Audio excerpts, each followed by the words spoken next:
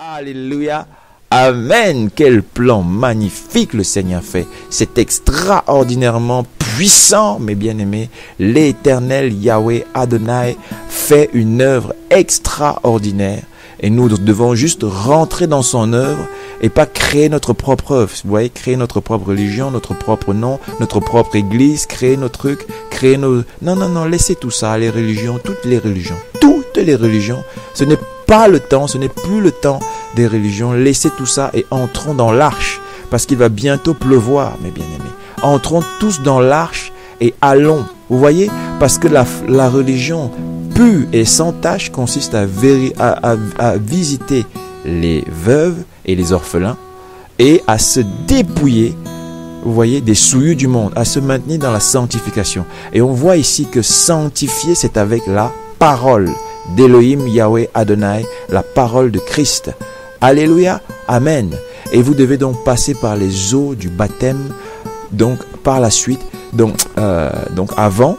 Et puis la parole continue de vous purifier par la suite. Une fois que vous croyez, vous faites baptiser. Comme on a vu dans Marc 16. Celui qui croit, vous voyez, et qui est baptisé, il est sauvé.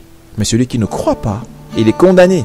Donc vous voyez que la parole continue d'être conforme à elle-même. Alléluia, amen. Et donc nous fermons la parenthèse et nous allons encore plus loin. Donc c'est une parenthèse qui va être ouverte, mais ce n'est pas vraiment une parenthèse. Nous allons plus loin parce que nous devons comprendre que la Torah est conforme à l'Injil. Nous rappelons que la Torah est conforme à l'Injil et que le Coran qui est arrivé après n'est pas du tout en conformité avec les précédents, ses prédécesseurs. D'accord? Et il dit dans l'écriture, dans le Coran, dit que sans se référer à la Torah et à l'Injil, on ne tient sur rien du tout. Donc à tous les musulmans, c'est un appel: regardez la Torah et l'Injil, parce que sans ça, vous ne tenez sur rien. Et nous-mêmes, sans la Torah et l'Injil, nous ne tenons sur rien. Personne ne tient sur rien tant qu'il ne se base pas sur la Torah et l'Injil. Et là, vous trouverez le Mashiach, Yeshua, l'Éternel Tout-Puissant a formé, il a envoyé, il a formé son projet, son plan, avant même la fondation du monde. Il a envoyé son unique, son fils unique, Yeshua HaMashiach.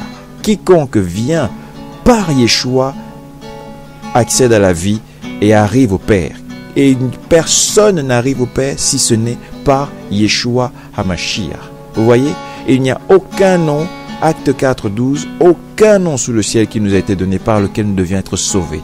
Ce n'est rien d'autre si ce n'est Yeshua HaMashiach, son nom, vous voyez. Et Yeshua nous a donné le nom du Père. Il nous a révélé le nom du Père. Dans Jean 17, il le dit. Donc, nous devons rester dans l'Éternel Elohim Yahweh Adonai qui nous envoie son Fils unique, Yeshua HaMashiach, par qui nous sommes sauvés. Alléluia, amen, gloire à Yahweh Adonai. Donc, quand nous remontons plus loin encore, mes bien-aimés, nous rentrons au niveau de Noah, au niveau de Noé. L'Écriture nous informe dans la Torah que Noé, à son temps, il y a eu le déluge. Cette histoire de déluge nous montre que Noah, il a prêché, il a annoncé le message de l'Éternel. Les gens n'ont pas voulu suivre. Ceux qui ont cru sont rentrés dans l'arche. Ceux qui n'ont pas cru sont restés à l'extérieur. Et quand il y a eu le déluge, ils sont tous morts. Ils ont tous péri. Vous voyez? Et Yeshua nous rappelle qu'il en sera de même qu'au temps de Noah.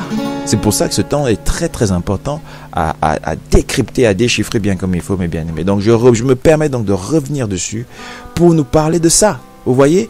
Et donc on va descendre maintenant dans 1 Pierre au chapitre 3, et nous allons voir que le Seigneur nous parle de ça aussi, de ces eaux-là. Ça fait partie du baptême. Donc, quand on regarde déjà, pour nous situer dans le contexte, il dit donc, par exemple au verset 15, il dit « Sanctifiez, mais sanctifiez dans vos cœurs Christ le Seigneur ». Vous voyez, qu'on n'ait pas peur, qu'on n'ait aucune crainte, qu'on ne soit pas troublé par rien du tout. Vous voyez, les gens, par exemple, les gens vont penser que plus ils sont nombreux, plus ça va. Non, David, il nous disait quoi, David disait, il est submergé, entouré par ses ennemis. Et lui, il loue l'Éternel. Et soudain, eh bien, il n'y a plus d'ennemis, ils sont tous tombés. Qu'est-ce qui s'est passé? L'Éternel est celui qui combat pour nous, mes bien-aimés. L'Éternel est celui qui combat pour nous. Le nombre, l'ennemi peut être nombreux comme il veut, c'est son problème. Nous sommes avec le Mashiach qui a tout accompli. Le commandant, le combattant par excellence. Il a tout fait, il a tout accompli. Rien n'est au-dessus de lui. Avec lui, nous sommes vainqueurs et nous continuerons de marcher dans la victoire du Mashiach. Alléluia. Amen. Et donc, il nous dit dans 1 Pierre 3, déjà même quand on continue au verset 16, et ayant une bonne conscience, afin que là même où il vous calomnie comme si vous étiez des malfaiteurs, ceux qui décrient votre bonne conduite en Christ, donc dans le Mashiach, soient couverts de confusion, couverts de honte. Car il vaut mieux souffrir, si telle est la volonté d'Élohim, en faisant le bien qu'en faisant le mal. Comment est-ce qu'une religion peut demander aujourd'hui à des gens de tuer et tout ça, et que supposer que c'est le bien? Vous voyez que ça ne peut pas être le bien. Le Seigneur nous demande de prier pour nos ennemis, d'aimer, vous voyez, de nous aimer les uns les autres, d'intercéder pour ceux qui nous persécutent. Il ne nous demande pas de les tuer, il nous demande de prêcher l'évangile de vérité, de réconciliation, l'évangile de paix, l'évangile du repos, l'évangile de la vie éternelle, le royaume d'Élohim, le royaume d'en haut, et pas la guerre, ni la dispute, ni les tueries dans tous les sens. Ça ne peut jamais être cela. Donc en cela, rien qu'en cela, il n'y a pas du tout conformité entre le message du Seigneur et par exemple les autres religions, tout ce que vous voulez. L'Éternel est vivant. Il est le seul Dieu. Yahweh Adonai Elohim. Yeshua HaMashiach. Yeshua veut dire l'Éternel sauve. Yahshua. Yeshua, Yahweh sauve. Immanuel, Dieu est avec nous. Mes bien-aimés, réjouissons-nous. Donc 1 Pierre, chapitre 3, verset 18. Christ a souffert une fois pour les péchés. Lui, juste pour des injustes. Il a souffert pour des injustes. Afin de nous amener à Elohim. Ayant été mis à mort quant à la chair. Donc, c'est la chair qui est allée jusqu'à la mort. Mais ayant été rendu vivant quant à l'esprit.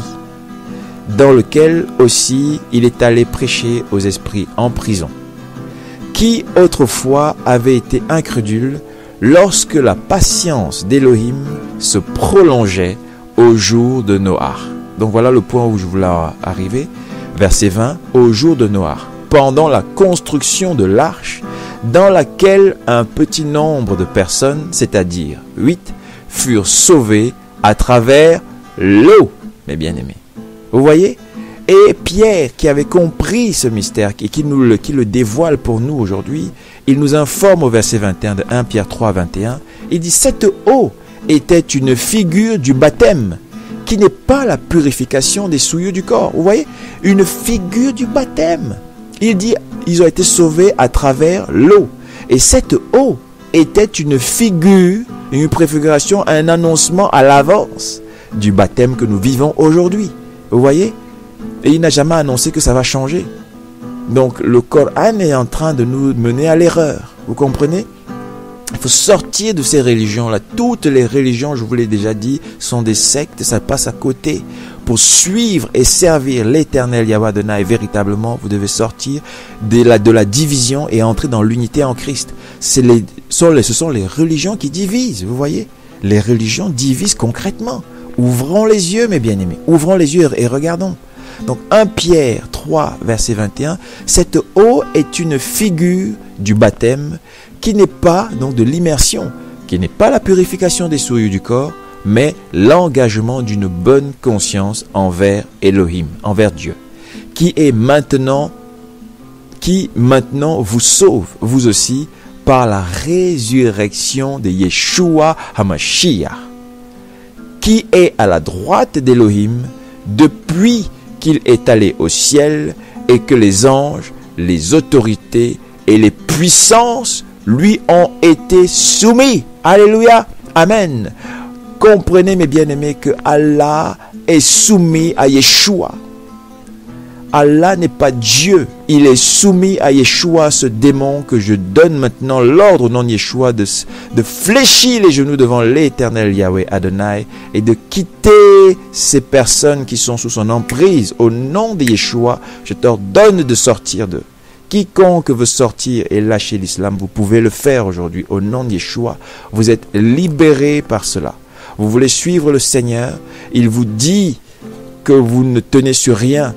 La parole même cette fausse parole vous dit, cette poubelle vous dit aussi quand même que vous ne pouvez tenir sur rien si vous n'allez pas vous conformer à la Torah et à l'Injil.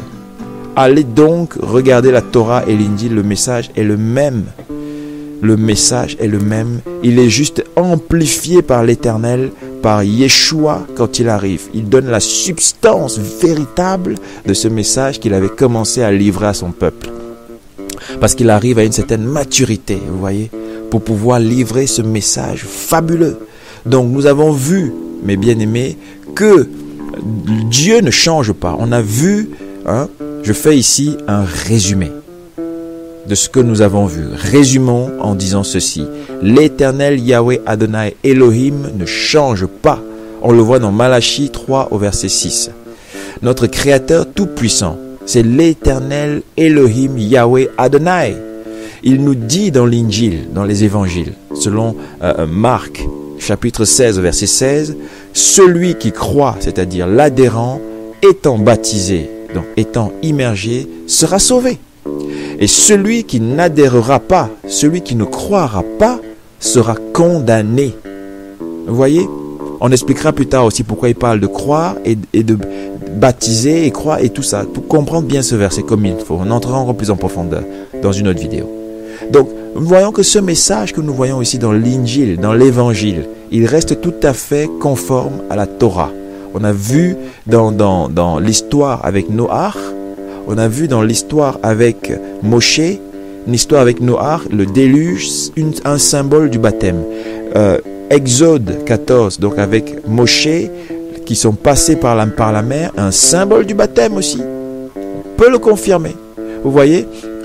Mais rien n'est confirmé dans ce sens-là avec le Coran. Rien du tout. Donc ce n'est pas du tout le même message. Vous comprenez mes bien-aimés? Ce n'est pas du tout le même message. La Torah est confirmée notamment en 1 Pierre chapitre 3 verset 21. Donc cette eau était une figure du baptême. Cette eau du déluge était une figure du baptême. On précise bien ici, c'est pas parce qu'on est baptisé qu'on est purifié de la souillure du corps. Non, mais c'est un engagement. Vous voyez, c'est l'engagement d'une bonne conscience. Vous réalisez, si vous aussi aujourd'hui, vous réalisez que vous avez marché dans la confusion, vous avez marché dans le désordre, vous avez marché dans des religions, vous avez été pentecôtiste, baptiste, évangélique, anabaptiste, témoin de Jéhovah, musulman, vous avez été bouddhiste, tout ce que vous voulez, vegan, vous avez été humaniste, vous avez été, comment on dit ça, animiste, toutes ces religions-là, il y a plein que je cite pas, mais elles sont toutes comprises dedans, mais je dis toutes les religions. Athée, agnostique, ce sont des religions ça. Athée, agnostique, gnostique, kabbaliste, tout ce que vous voulez, tout ça, qui sont des sortes de parallèles par rapport au Mashiach.